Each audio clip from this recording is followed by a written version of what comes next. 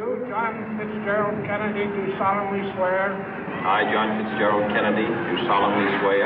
That you will faithfully execute the office of President of the United States. That I will faithfully execute the office of President of the United States. And will, to the best of your ability. And will, to the best of my ability. Preserve, protect, and defend the Constitution of the United States. Preserve, protect, and defend the Constitution of the United States. So help you God.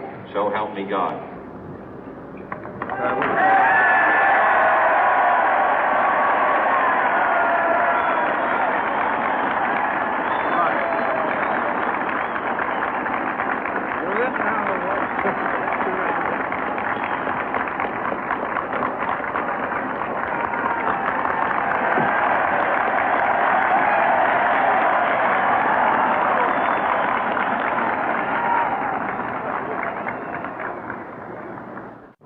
Vice President Johnson, Mr. Speaker, Mr. Chief Justice, President Eisenhower, Vice President Nixon, President Truman, Reverend clergy, fellow citizens.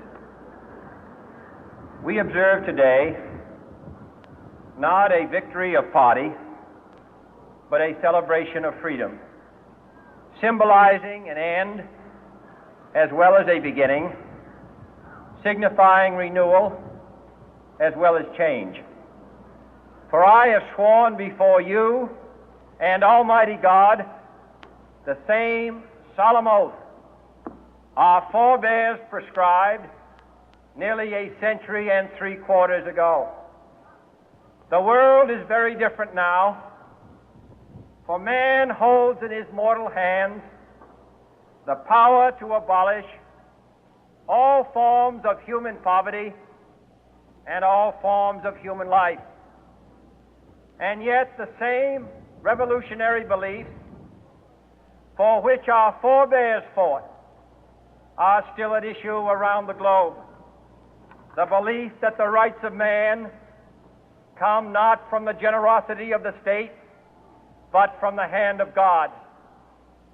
We dare not forget today that we are the heirs of that first revolution.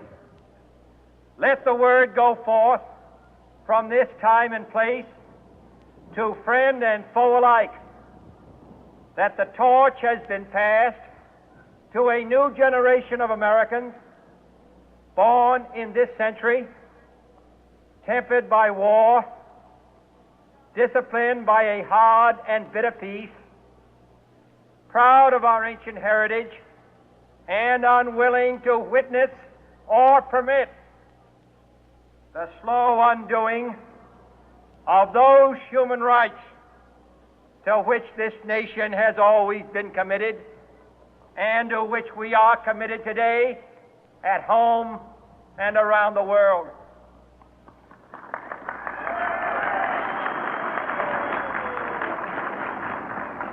Let every nation know, whether it wishes us well or ill, that we shall pay any price, bear any burden, meet any hardship, support any friend, oppose any foe to assure the survival and the success of liberty.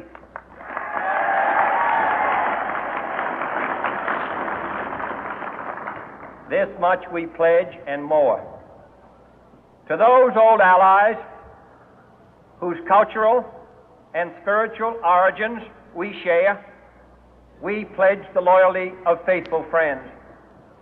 United, there is little we cannot do in a host of cooperative ventures. Divided, there is little we can do, for we dare not meet a powerful challenge at odds and split asunder.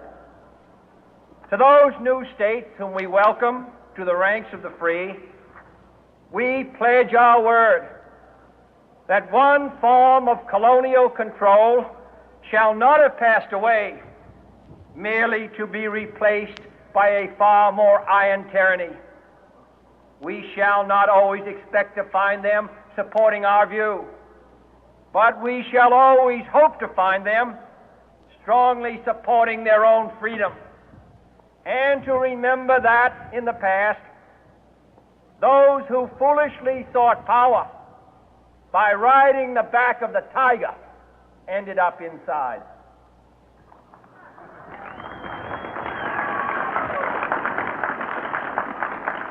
To those people in the huts and villages of half the globe struggling to break the bonds of mass misery, we pledge our best efforts to help them help themselves for whatever period is required, not because the communists may be doing it, not because we seek their votes, but because it is right.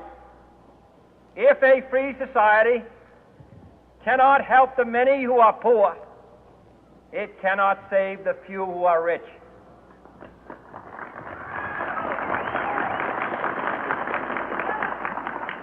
To our sister republics south of our border, we offer a special pledge to convert our good words into good deeds, in a new alliance for progress, to assist free men and free governments in casting off the chains of poverty. But this peaceful revolution of hope cannot become the prey of hostile powers. Let all our neighbors know that we shall join with them to oppose aggression or subversion anywhere in the Americas. And let every other power know that this hemisphere intends to remain the master of its own house.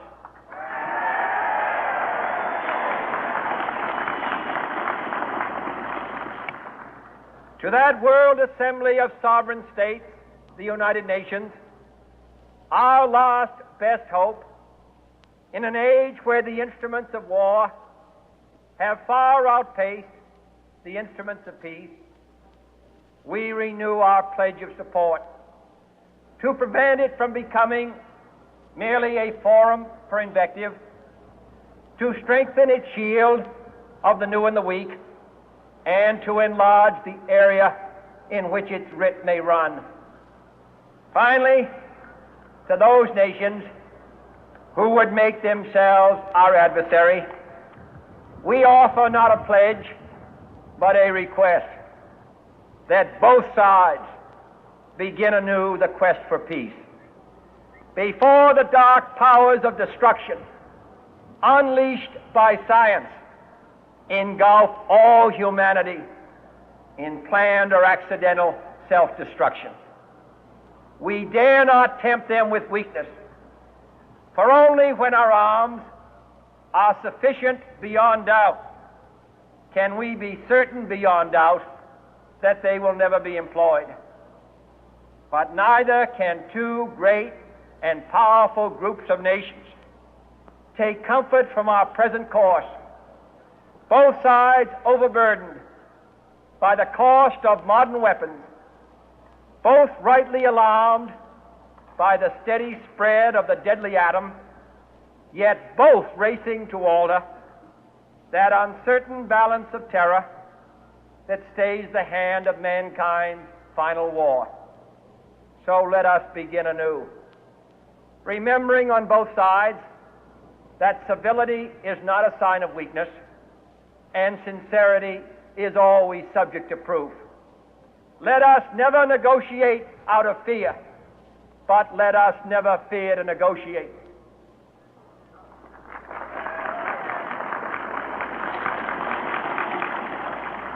Let both sides explore what problems unite us, instead of belaboring those problems which divide us.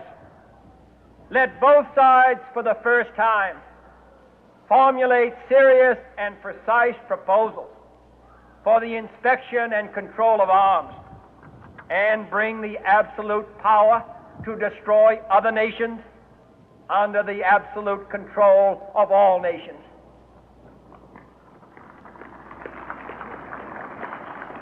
Let both sides seek to invoke the wonders of science instead of its terrors.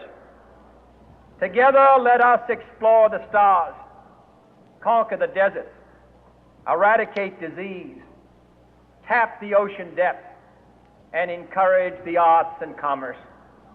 Let both sides unite to heed in all corners of the earth the command of Isaiah to undo the heavy burden and let the oppressed go free. And if a beachhead of cooperation may push back the jungle of suspicion, let both sides join in creating a new endeavor, not a new balance of power, but a new world of law, where the strong are just and the weak secure and the peace preserved. All this will not be finished in the first 100 days, nor will it be finished in the first 1,000 days, nor in the life of this administration, nor even perhaps in our lifetime on this planet. But let us begin.